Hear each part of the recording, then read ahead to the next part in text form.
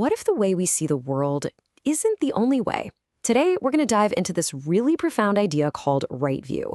And it's not a set of rules you have to follow, but more like a new lens for seeing ourselves, each other, and, well, reality itself. So let's get into it. And this, right here, is the key. Right view is not another belief system to adopt. It's really just an invitation to see things with a new kind of clarity, to look beyond all our usual judgments and assumptions. It's about a practice of pure perception. So what does this clear seeing actually mean in practice? To really get it, we have to start with one foundational concept that honestly changes everything. And that concept is called interbeing. The source material describes it just beautifully. Everything arises together. Think about it, like the sun and its shadow, or a flower and the compost it grew from. Absolutely nothing, and no one, exists in a vacuum. And this line just perfectly illustrates the depth of that connection. What it really means is that your joy isn't yours alone, and, well, neither is your pain. We are all just threads, woven into the same huge, mysterious cloth of existence. Okay, so how can we actually feel this connection in our own lives? To get to the heart of interbeing, the source material gives us a simple little story that makes this whole idea incredibly clear. So the story goes, a master was asked, what is right view?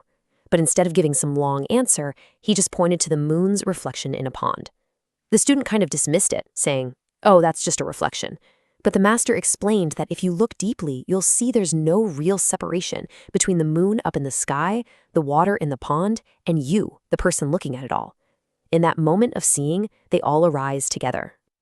Now here's where it gets really challenging, right? The source asks us to take this idea and apply it directly. If we are all truly interconnected, can you look at the person who frustrates you the most and see a part of yourself in them? That is a powerful question to just sit with for a minute. Okay, so from here, we're going to go a little bit deeper. Right view also helps us move beyond what we think of as concrete opposites, starting with the big ones, the ideas of being and non-being, or what's real versus what isn't. The source uses this wonderful analogy of a cinema.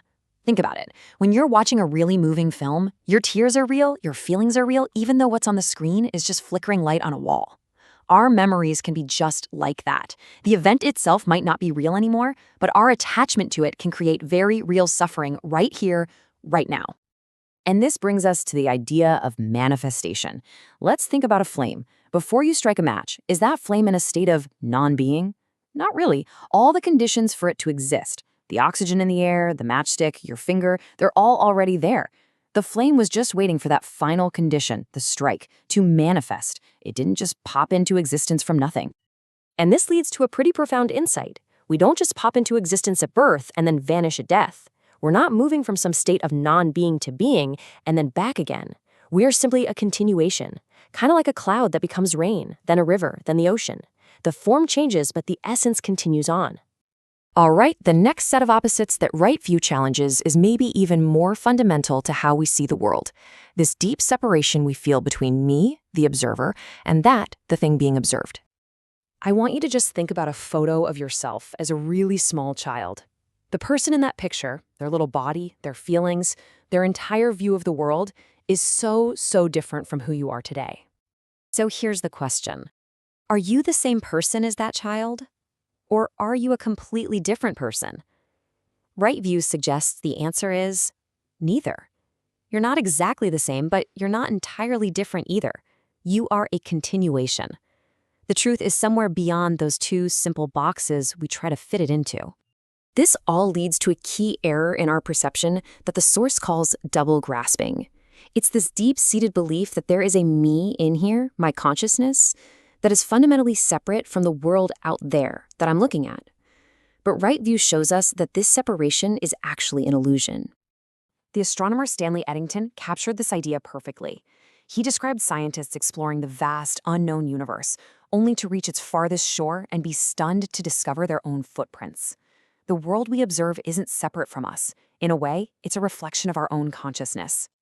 So, okay, we've explored some pretty deep philosophical ideas. But what's the point? Why does shifting our view in this way actually matter in our day-to-day lives? Well, because this view is the foundation for a really profound and universal ethic. When you truly grasp this idea of interbeing, it naturally inspires you to protect all life, to seek understanding instead of just being right, and to let go of rigid dogma. It just naturally fosters genuine compassion. And here is the ultimate ethical conclusion of all this. See, this isn't a commandment you have to force yourself to follow. It's an insight that just arises on its own. When you truly see that there is no real separation between you and another person, the desire to harm them, it just dissolves. To close out our explainer, let's just rest for a moment with a short poem from the source material that beautifully captures everything we've talked about. I met a leaf and called it tree. I met a wave and called it sea. I met myself in all I see, and found no you and found no me. The bell rings not for sound alone, but for the silence it has known. Each step, a flower. Each breath, a throne. We walk this world and walk our own. And so we end right where we began, with a simple, gentle question.